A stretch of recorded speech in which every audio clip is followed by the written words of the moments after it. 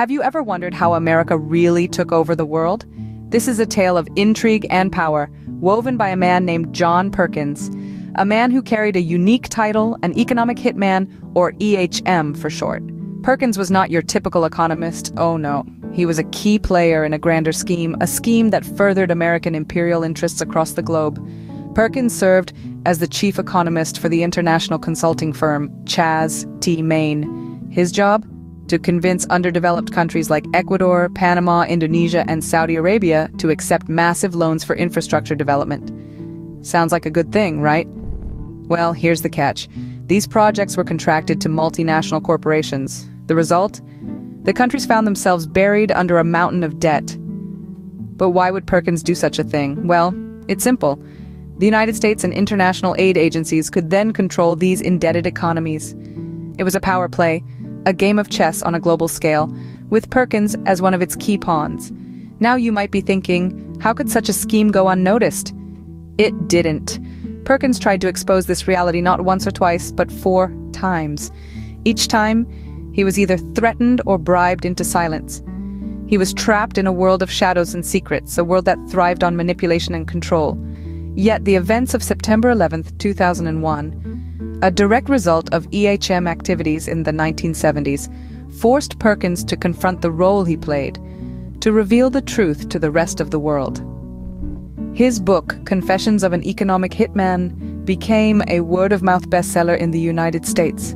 Some even say it's the book that finally connects the dots, the book that best explains what is really going on in the world.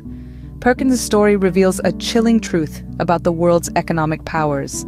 It's a tale of deception and control, a tale that unveils the true face of the economic hitman. What secrets are so dangerous they've been threatened into silence? This question hung heavy over the life of John Perkins, a man who found himself at the epicenter of a clandestine world of economic manipulation and political power plays. His story, one he was desperate to share, was silenced not once, not twice, but 4 times.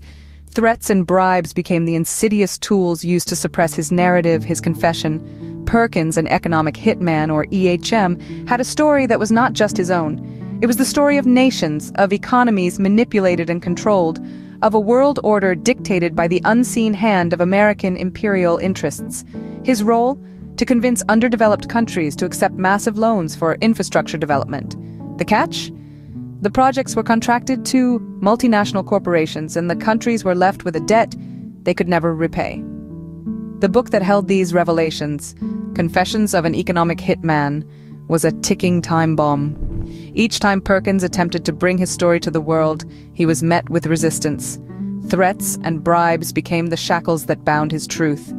But the events of September 11th, 2001 were a wake-up call. The actions of EHMs in the 70s had a direct influence on this tragic day, and Perkins could no longer stay silent. Haunted by the part he played in this global charade, Perkins made a decision. He would write his book, Come What May. He would expose the truth about America's economic conquests, about the EHMs, about the countries crushed under the weight of unpayable debts. His book, his confession, would finally connect the dots. It would explain what was really going on in the world. And so, despite the threats, despite the bribes, despite the fear, Perkins wrote, his determination was fueled by the need for the world to know the truth. The world needed to know the truth, and Perkins was determined to tell it. How does the manipulation of one country's economy affect the rest of the world?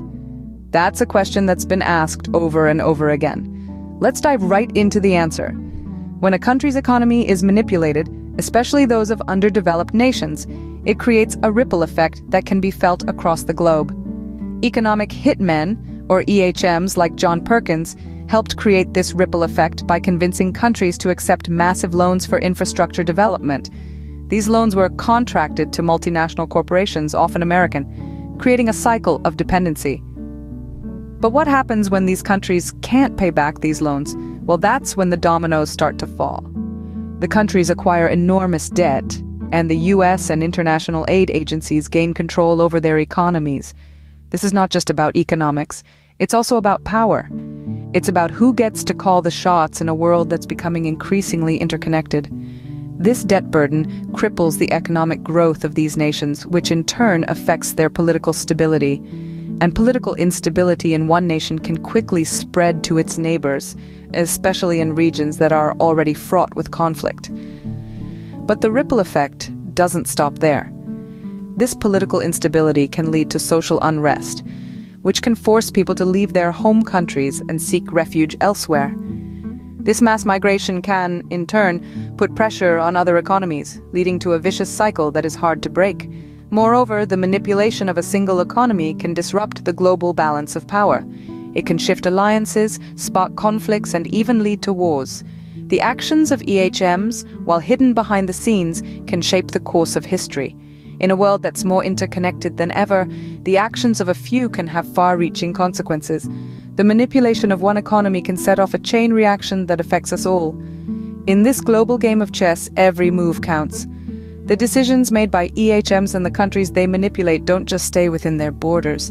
They ripple outwards, affecting the world in ways we might not even realize until it's too late. What happens when an economic hitman decides to confess? The world, as it turns out, starts to listen. John Perkins' book, Confessions of an Economic Hitman, became a word-of-mouth sensation in the United States, but its impact reverberated far beyond the borders of one country. This wasn't just another book. This was a man who had been in the belly of the beast, who had seen the machinery of global economic manipulation from the inside, deciding to reveal the truth. It was a confession, a revelation, and a call to arms all in one. Perkins's account was hailed for its ability to connect the dots, to make sense of the seemingly opaque and complex web of international politics and economics. People had been seeing the outcomes, the debt-ridden countries, the power shifts, the social unrest, but the process, the cause, was shrouded in mystery. Perkins' book pulled back the curtain, revealing the puppeteers and their strings. And in doing so, it changed the narrative. It reframed the conversation around global economics and American imperial interests. No longer could these dynamics be seen as impersonal, inevitable forces. They were deliberate, orchestrated, and manipulative. Perkins' account humanized the issue, and in doing so, it made the problem impossible to ignore.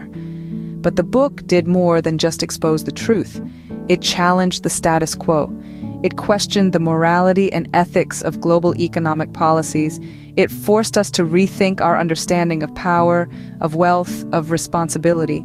It was a mirror held up to the world, forcing us to confront our own complicity in these systems, and it sparked a debate about what is right, what is fair, and what we, as individuals and as a society, should do about it. It was a catalyst for change, a challenge to do better, to be better. So what happens when an economic hitman decides to confess? The world starts to question, to challenge, to change. In revealing the truth, Perkins changed the way we view the world. Now that you know the truth, what will you do about it? It's a question that can't be ignored. We've journeyed through the intriguing story of an economic hitman, unveiling the veiled operations that have shaped the world as we know it. The narrative of John Perkins is not just a captivating tale of his past, but a mirror reflecting the realities of our present and potentially our future. The world is a complex web of interconnections, and we can no longer afford to be passive spectators. The story of Perkins' life and work is a testament to the immense impact that economic and political decisions can have. His confessions have shed light on a reality that was previously hidden in the shadows, and now that it's out in the open, it's up to us to respond. Reading Confessions of an Economic Hitman is indeed an excellent place to start. It's a deep dive into the intricate workings of a system that has been silently, yet powerfully, influencing the course of nations. It's a book that doesn't just enlighten, but empowers. It equips its readers with the knowledge to discern the truth from the half-truths and to question the narratives that are often taken for granted. But knowledge is only the beginning. Being aware of these issues is crucial, but it isn't enough. Once we're aware, we have to take action.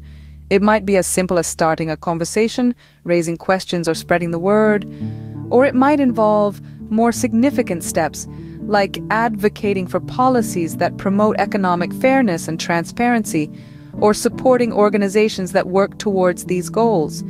In this interconnected world, every action counts. Each one of us has a role to play, a contribution to make. We are not mere observers, but active participants in this global narrative. And now more than ever, we need to step up and make our presence count. Knowledge is power, and with power comes the responsibility to make a change. So let's embrace that power, shoulder that responsibility, and strive to create a world that's not just economically prosperous, but also equitable and just.